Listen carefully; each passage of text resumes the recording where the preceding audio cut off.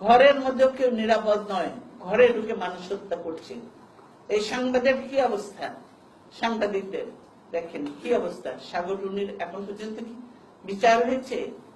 তার খুনিরা কি ধরা পড়েছে?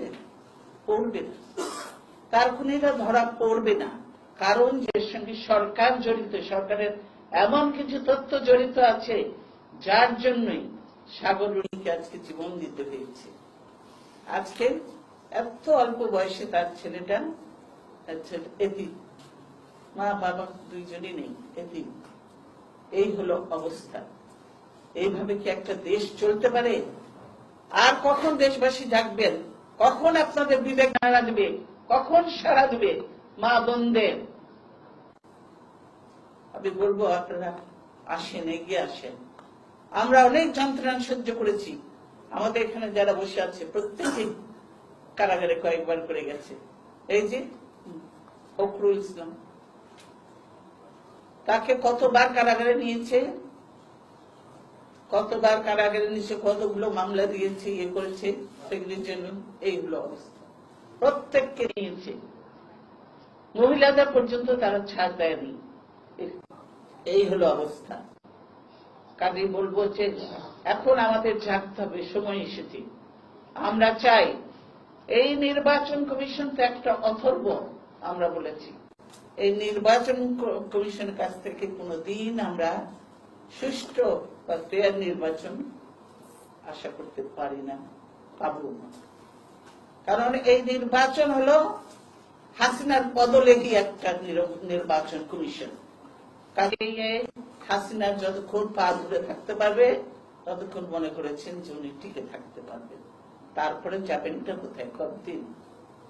কতদিন তারপরে দেশের মানুষ আছে না, অন্যায় যে করছেন সেগুলো হবে না। কাজেই আমি বলবো আজকে সকলকে, মানুষকে জেগে ওঠা, সব ছাত্র যুবকদের আজকে ঐক্যবদ্ধ হওয়ার। আমরা সন্ত্রাসে বিশ্বাস করি না।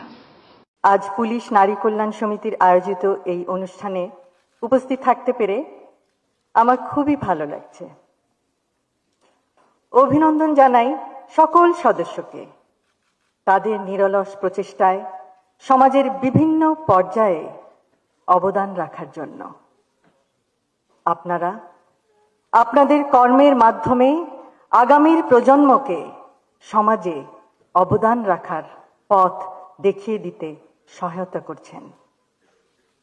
অতীত, বর্তমান ও ভবিষ্যতের সামাজিক উন্নয়নের লক্ষ্যে গৃহীত সমাজ সেবামূলক আপনাদের পরিকল্পনাগুলি সমন্বিতভাবে একটি সুন্দর, সুস্থ, মানবিক সমাজ গঠনের ভিত্তি। আমরা সকলে যদি নিজ নিজ ক্ষেত্রে কাঙ্ক্ষিত সমাজ গঠনে অবদান রাখি, তাহলে নিশ্চয়ই সেটি বাস্তবায়ন করা সম্ভব ইনশাআল্লাহ। নারীরা পরিবার ও সামাজিক উন্নয়নের ক্ষেত্রে কেন্দ্রে থেকে স্বাস্থ্য, গ্রামীণ উন্নয়নে অংশ নিতে পারে। কন্যা শিশুদের নিরাপত্তা ও সুন্দর মানবিক বিকাশ নিশ্চিত করার মাধ্যমে প্রতিটি মেয়ে যে ভবিষ্যৎ নিজের জন্য গড়তে চায়, সেই পথে রাষ্ট্র ব্যবস্থা প্রতিবন্ধকতা সৃষ্টির পরিবর্তে তা এগিয়ে নেবে। স্বনির্ভরতার লক্ষ্যে ক্ষুদ্র, কুটির ও মাঝারি শিল্পে যোগ্যতার ভিত্তিতে নারী উদ্যোক্তাদের উৎসাহ প্রদান, যেমন প্রয়োজনীয় প্রশিক্ষণ এবং ডেভেলপমেন্ট ও মার্কেটিং সাপোর্ট প্রদান।